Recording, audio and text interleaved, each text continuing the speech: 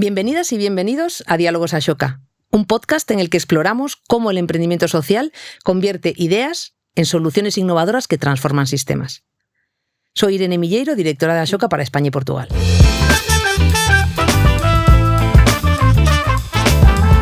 Hoy vamos a hablar de lo rural. No de lo rural como postal de fin de semana ni como nostalgia, sino de lo rural como territorio de futuro, con sus desafíos estructurales, pero también con un enorme potencial de transformación. España tiene más de 5.000 municipios con menos de 1.000 habitantes. La despoblación, la falta de servicios, la brecha de género son problemas reales.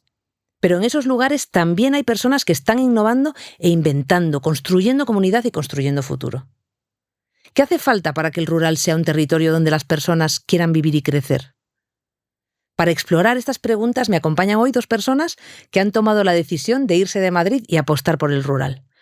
Por un lado, Iván del Caz, emprendedor social Ashoka 2025 y fundador de Rural Citizen, una plataforma que conecta a personas que quieren vivir en el medio rural con los recursos, la comunidad y las oportunidades para hacerlo. Bienvenido, Iván.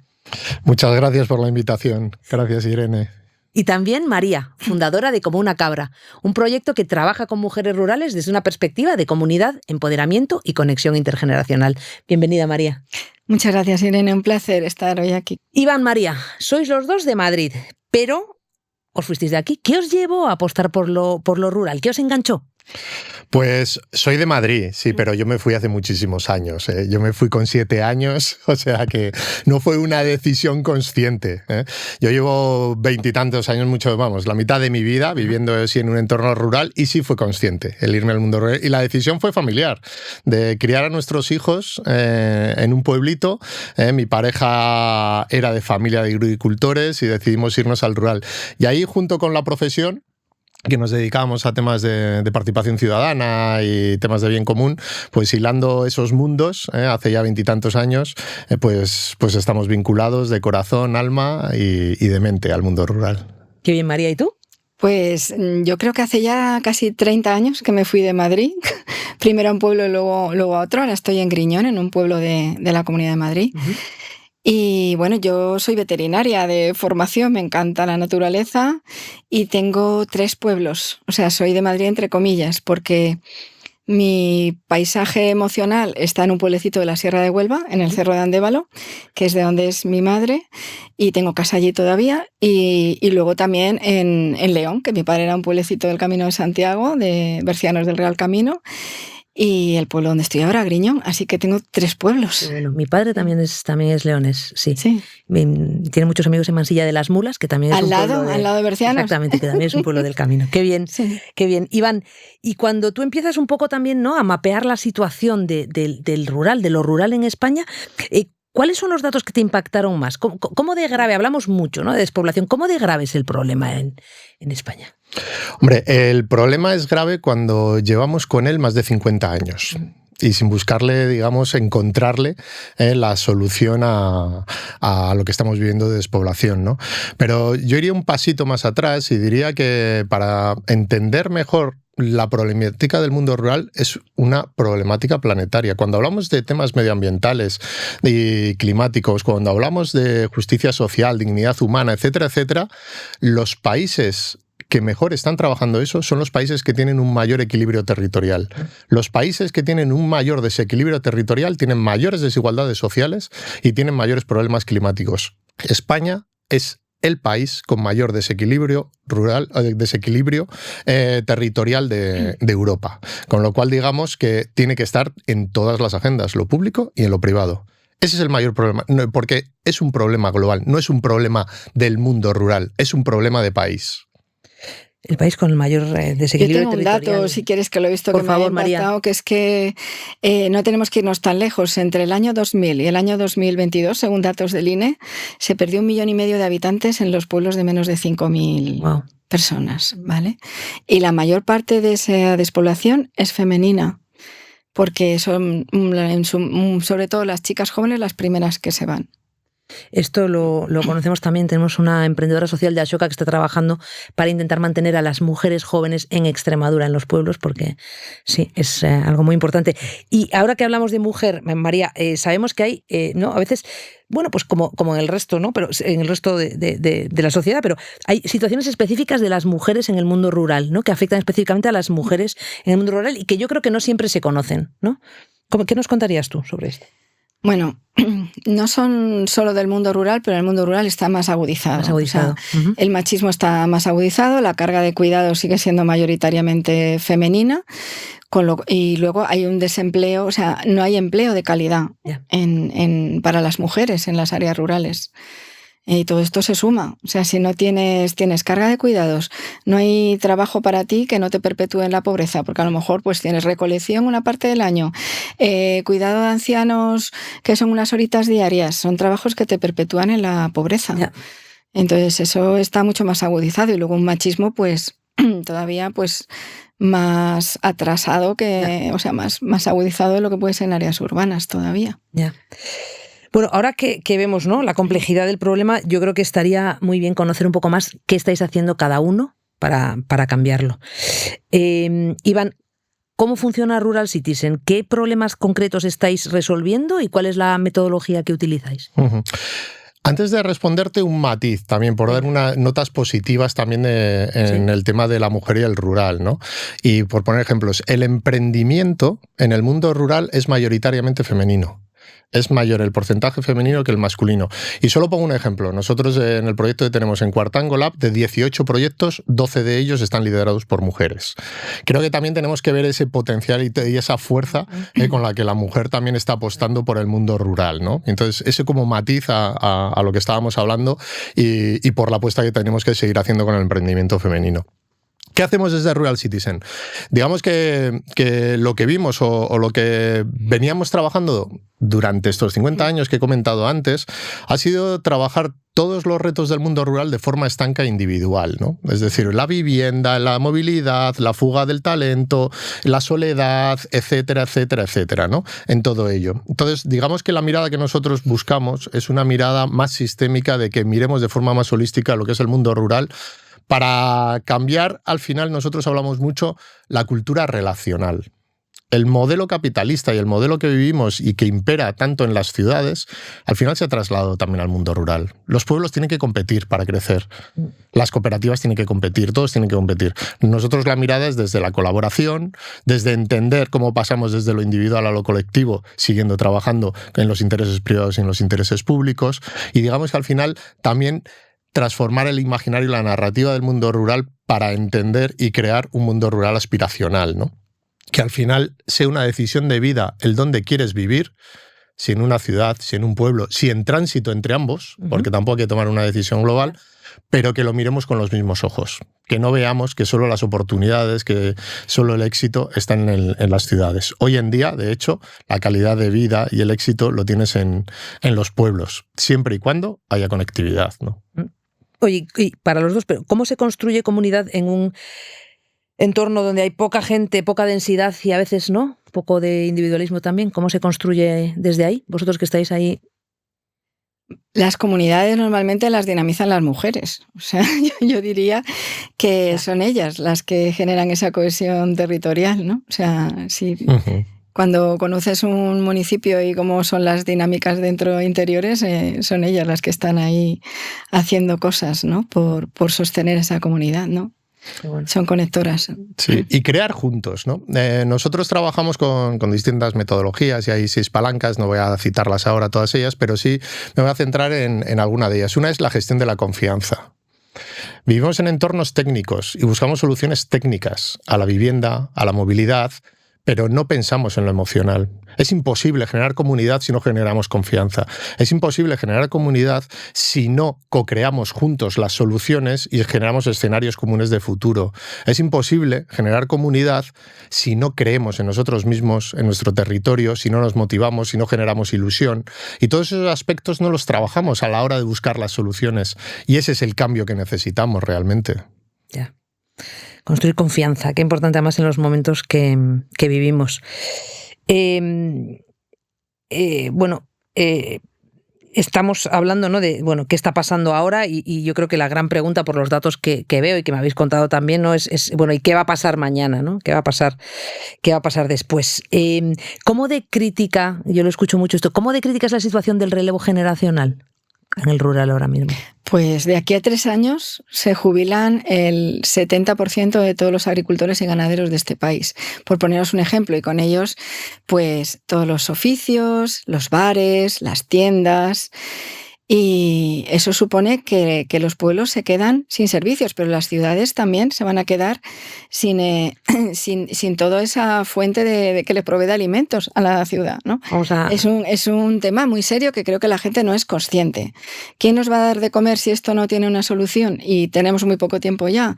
Pues las grandes multinacionales de producción de alimentos, que son las que están comprando grandes extensiones de terreno y están produciendo en intensivo, producciones de olivo, que lo estáis viendo alrededor de cuando vais por la carretera, vais a ver grandes extensiones de monocultivo que para que sean viables pues necesitan atiborrarse de pesticidas, de herbicidas y claro, no necesitan tanta mano de obra, pero nos dan un producto que no es de calidad. Y no solo eso, sino que muchos productos van a tener que venir de fuera de España, porque aquí ya se van a dejar de producir. Repite el dato, María. Repite el dato para que nos quedemos con él. Pues en los próximos 3 años, un 70% de agricultores y ganaderos de este país se jubilan sin relevo. Cuidado. Exactamente, esa es la edad media, de 62 años en el sector primario, oficios y servicios en el mundo rural. Por dar datos, Arabia Saudí, 7 jeques, tienen 60.000 hectáreas entre España, Portugal e Italia. Han recibido en los últimos años 7.000 millones de euros de la PAC, que no se han quedado en Europa.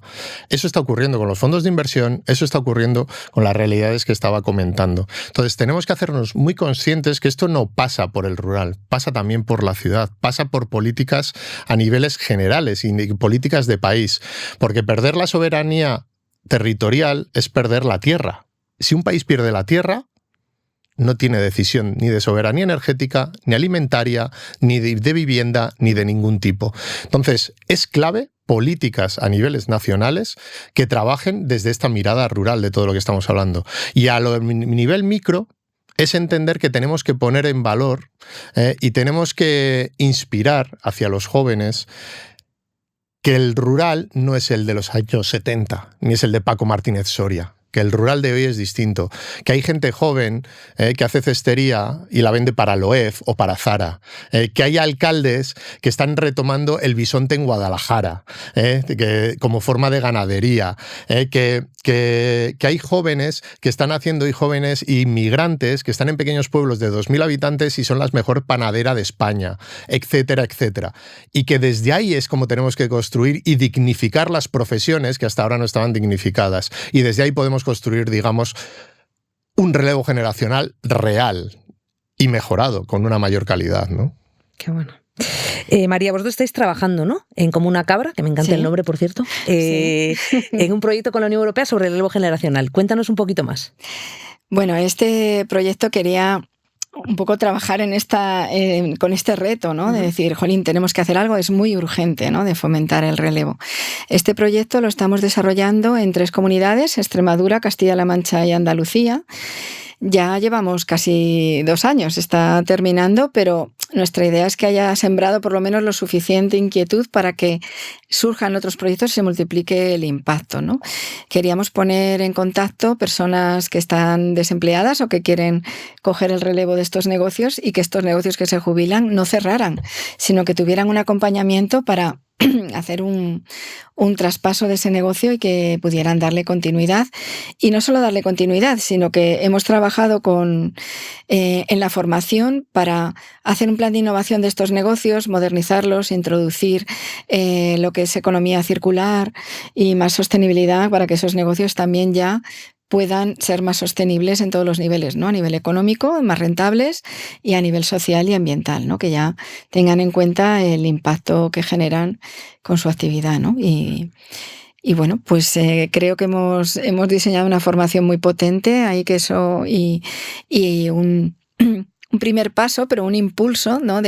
Ya están surgiendo muchos otros proyectos de relevo generacional y, bueno, por lo menos creo que cuanto más rápido se extienda el conocimiento del problema y de las posibilidades de cómo solucionarlo, que ya tenemos una metodología, ¿verdad? Sí, es un proyecto que surge en colaboración entre Ruralízate, Rural Bridge, Comuna Cabra y nosotros, somos ¿no? Desde sí. Rural Citizen, que yo creo que es la forma de trabajar. Siempre decimos, no puede haber cambio sistémico sin colaboración. Pues esto es así. Exactamente. Entonces creemos que es la forma y de ahí luego ya con los agentes locales, cooperativas agroalimentarias, diputaciones, etcétera, etcétera, ¿no? En todo ello. Pero esa es la transformación. Y creo que también desde ahí es mirar de que esas oportunidades de las que estamos hablando están ahí en el rural. Hay gente buscando trabajo aquí, en esta ciudad, en Madrid, donde nos encontramos ahora, que está viviendo de forma muy precaria y sigue empeñada en que su futuro está en la ciudad. Yo digo que mire fuera en las posibilidades. Hoy Internet te brinda un montón de posibilidades de poder encontrar opciones. Hay bares que puedes coger el relevo y encima te ponen la vivienda. Es uno de mis sueños, pues, Iván. Igual no es tarde. Pues luego, si quieres, te digo varios pueblos. No te digo varios pueblos en los que puedes. Es decir, pues hay bares y te ponen la vivienda. Es decir, ya te están pagando solo porque estés allí en todo ello. Pero lo mismo de talleres, de fontanería o de cualquier otro servicio, ¿no? En todo ello. Con lo cual, digamos que hay muchas oportunidades en el mundo rural hoy en día y con lo que estaba comentando María también, de la necesidad y de la urgencia, porque hay mucho relevo generacional que tiene que ocurrir, ¿no? Qué necesario. ¿Y qué creéis que hace falta para que una persona de 25 años se plantee el rural como proyecto de vida?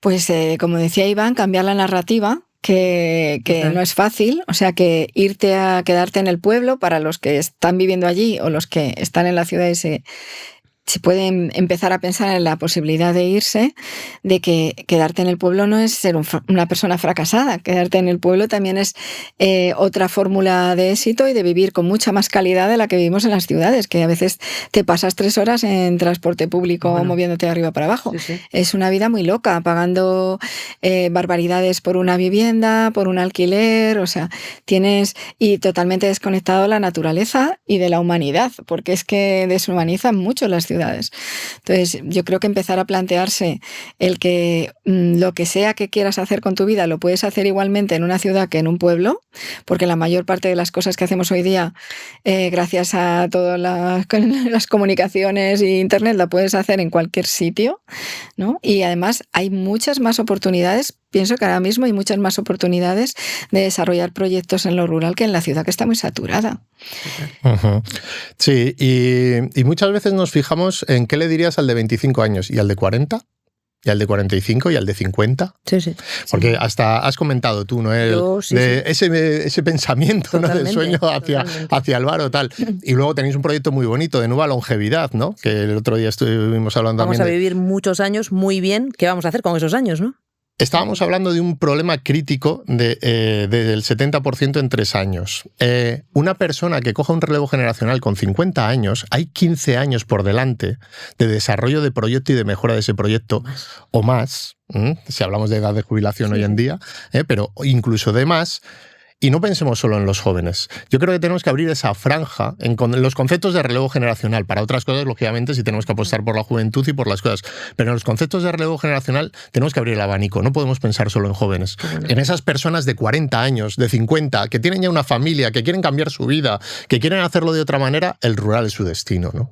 Qué bueno. De hecho, la mayor parte de nuestras emprendedoras, que tenemos ya una red de más de 300, vamos por 340 mujeres de toda España, están en la franja entre 40 y 55 años. Sí. O sea, la gente no emprende normalmente tan joven porque no estás preparado. No tienes los recursos, no estás fácil, preparado, ni tienes la confianza. Entonces, muchas cosas. Necesitas experiencia, necesitas confianza, necesitas tener un propósito claro y todo eso también lo da un poco la madurez. Entonces, es un poco irreal pensar que recién acabado la carrera te vas a montar un negocio y te vas a ir al pueblo. Creo que eso necesita un recorrido, aunque estaría muy bien que en la educación, dentro del sistema educativo, ya se hablara de esas posibilidades. Absolutamente. Yo esto lo estoy viendo. Yo tengo 2 hijos de 12 y 14 y de esto ni se habla. No.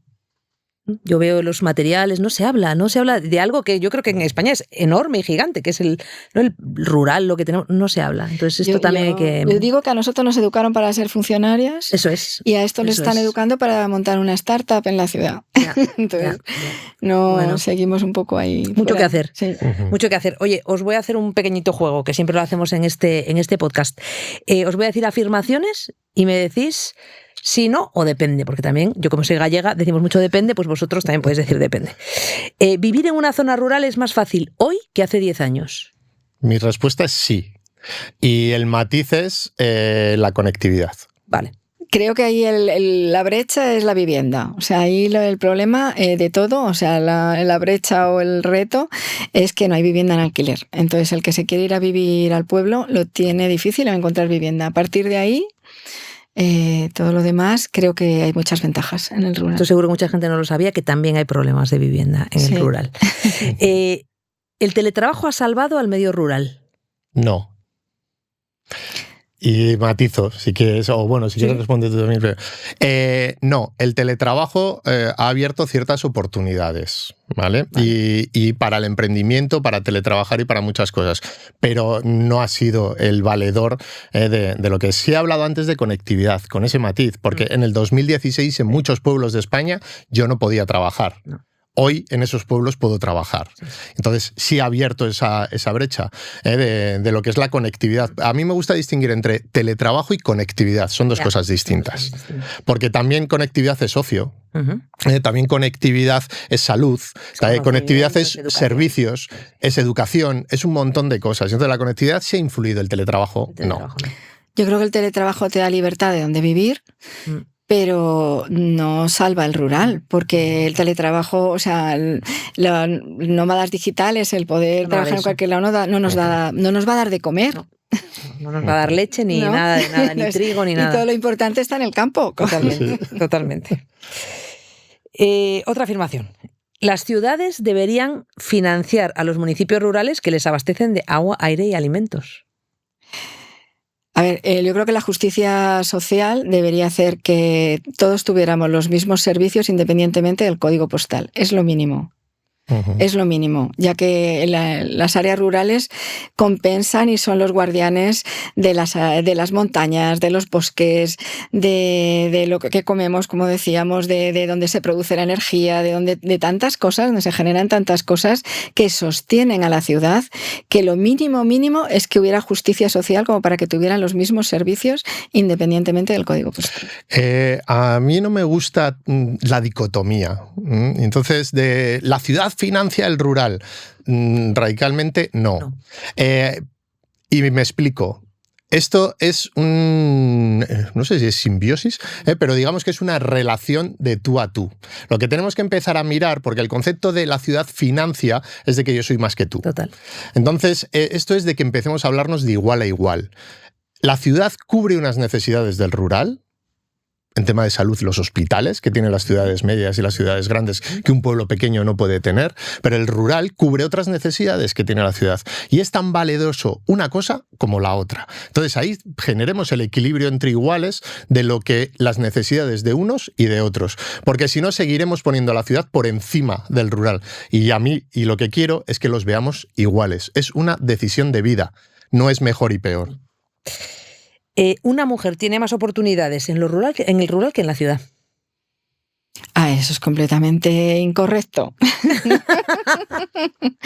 O sea, a ver, en el rural, pues como decíamos, tienes pues como esa presión social, ¿no? Todavía, sí, ¿no? Claro. Y ese sistema patriarcal que todavía está muy latente allí, ¿no? Entonces ahí pues vas a tener más presión por la carga de cuidados va a ser como psicológicamente como más interiorizado. Esto es lo que tengo que soportar, ¿no? También este trabajo no es para mí. Esto es para los hombres, o sea, lo cual pone a las mujeres en una posición muy frágil, ¿no? Y Y claro, eso es lo que hace que las mujeres se vayan. Fíjate que en España la masculinización del campo es de que hay como 115 hombres por cada 100 mujeres. Y en algunas comarcas llega a haber 130 hombres por cada 100 mujeres. Son las mujeres las primeras que se van. Ya. Por esta situación que no las Ya. deja desarrollarse personalmente. Ya. Y si tú quieres tener un trabajo más digno, quieres desarrollarte profesionalmente, la gente se va. Ya. Las mujeres se van. ¿Cuál es la buena noticia? Aquí, que también es un espacio donde la inquietud de las mujeres por los proyectos de femeninos suelen ser proyectos que ya nacen, por los que yo veo a diario, en su mayoría, más del 90%, nacen con ese impulso de generar un impacto positivo en su territorio y a nivel social. Pero eso es algo increíble. O sea, los negocios de mujeres ya integran eso desde el origen. Claro. Y eso lo pueden desarrollar mucho más fácilmente en áreas rurales que en las ciudades. Claro. Lo que está haciendo que el emprendimiento femenino, que como decía Iván, ahora mismo es mucho mayor el emprendimiento femenino en áreas rurales que el de los hombres, pero también porque se junta lo que decíamos, tienen menos posibilidad de trabajo digno, pero también más posibilidades de generar impacto en su territorio y hacer cosas. Un emprendimiento más, digamos, más calmado, ¿no? Otro concepto del éxito, ¿no? A lo mejor diferente, ¿no? En el que pasa por el éxito de vida personal, ¿no? De plenitud personal, de plenitud de vida, ¿no? Y eso es más fácil de conseguir en un área rural que en una ciudad. Iván, el problema del medio rural es político, no económico. El problema del medio rural es político, no económico. Es humano. Es humano. La política, la economía la hacemos las personas. A mí me gusta llevarlo al individuo, a cada una de nosotras, a lo que somos, porque todos influimos. Todas las personas somos animales políticas, porque cada decisión que tomamos de cómo nos movemos, qué comemos, qué ocio practico, cómo me relaciono, en qué trabajo, etcétera, etcétera, etcétera, son decisiones políticas que hacen cómo quiero que sea mi comunidad, cómo quiero que sea mi sociedad, cómo quiero que sea el sitio donde vivo. ¿Influye lo económico? Sí, lógicamente es una derivada, pero es como otras tantas, ¿eh? Pero principalmente es un problema humano. Bueno, vamos a hablar un poquito de futuro, ¿no? Siempre me gusta cerrar con una mirada al futuro. Iván, si pudieras cambiar una sola cosa, estructural, política, cultural, para revertir la despoblación, ¿cuál sería? Pues si solo se puede cambiar una cosa y de ella cae todo en cascada, es hacer del mundo rural un lugar aspiracional. Si hacemos del mundo rural un lugar aspiracional, estaremos entendiendo que hay éxito, que hay oportunidades, que hay calidad de vida, que se están repoblando nuestros pueblos, que llegan más servicios, que la vivienda se empieza a solucionar, etcétera, etcétera. Porque ahora mismo aspiracional es la ciudad. La inmigración que viene principalmente se va a las ciudades, porque entiende que hay más trabajo allí, o puede haber más trabajo y ocurre todo lo que ocurre, ¿no? En todo ello. Y hablo de inmigración como de los jóvenes o de cualquiera. Tenemos que poner al mundo rural como un lugar aspiracional y hacer creer, y es una realidad, de que las oportunidades, el éxito y tu carrera profesional se puede desarrollar desde un pueblo de 100 habitantes como en el que vivo yo ahora, ¿no? María, ¿qué tendría que pasar para que las mujeres rurales fuesen más protagonistas del cambio y no solo a veces beneficiarias de las políticas? ¿Cómo lo conseguimos? Pues ayudándolas a que emprendan más fácilmente, más seguras y menos solas. Porque la solución pasa por apoyar el emprendimiento femenino, y lo tengo cada vez más claro, porque los negocios rurales son los que dinamizan el territorio y son las mujeres las que hacen que haya cohesión territorial. Entonces necesitamos que ellas se queden y necesitamos que tengan opciones dignas de trabajo y de desarrollo personal, y pasa por ahí. Entonces yo creo que es facilitárselo, hacérselo más fácil, que emprendan más seguras y, como digo, y menos solas. Qué bien. Bueno, y para la gente que nos está escuchando, ¿qué podría hacer alguien que nos está escuchando a lo mejor desde la ciudad, mañana mismo, para contribuir a un medio rural más vivo? Consume local. Consume local. Fácil, esto se puede hacer. Consume local. Es decir, compra producto local, de cercanía, Y consume local, porque muchas veces se habla de el turismo, ¿no? De vete al rural a hacer turismo. No, el turismo es una parte dentro del rural y dentro de un modelo económico que se puede, pero no genera ese desarrollo ni asentamiento. Lo que asienta es el trabajo, la producción, ya sea alimentaria, ya sea de transformación, etcétera, etcétera, y eso asienta población en el territorio. Por lo tanto, el consumo del producto local, de los mercados de toda la vida, aquí en Madrid hay mercados, hay mucho producto local, por ejemplo, en esta ciudad, sigue consumiendo desde ahí. No vayas a otros sitios bueno, ya sabemos. Sí. Compra local. María. Y estoy totalmente de acuerdo. O sea, bueno, creo que el poder que tenemos como personas consumidoras cuando compramos, que es un acto político también, si compramos a productoras y productores locales de aquí, estaremos apoyando a que ese rural se mantenga vivo, ¿no? Entonces creo que ahí es desde la ciudad donde podemos hacer algo, ¿no? Y también cuando vas de turismo intenta conocer un poco más a profundidad la comunidad, ¿no? No quedarte solo con estar allí como si fuera un parque temático el pueblo, ¿no? Sino intenta conocer un poquito más la realidad rural. Consumir local, además, es más rico y es más sano, creo. Sí, sin experiencia. Totalmente. Y no es más caro. Y no es más caro, eso es. Muy bien. Estupendo. Hoy hemos hablado aquí de territorios que se resisten a desaparecer, de consumir local, de la necesidad de relevo generacional y de las personas que han decidido que merece la pena apostar por el rural. Hemos visto que la despoblación rural no es inevitable y que además en los pueblos ya hay lugares de innovación y de comunidad. Y de que depende también en gran parte de nosotros de que construyamos las condiciones para que este equilibrio entre lo rural y lo urbano sea mejor para todos. El cambio sistémico empieza muchas veces en el lugar menos esperado y quizás eso hoy sea un pueblo de montaña con buena conexión a Internet y mucha gente con ganas. Gracias Iván, gracias María por acompañarnos y por recordarnos que el rural no es el pasado, es una forma de futuro. Y gracias a quienes nos escucháis por formar parte de esta comunidad que cree en el poder de las personas para transformar el mundo. Consumid local.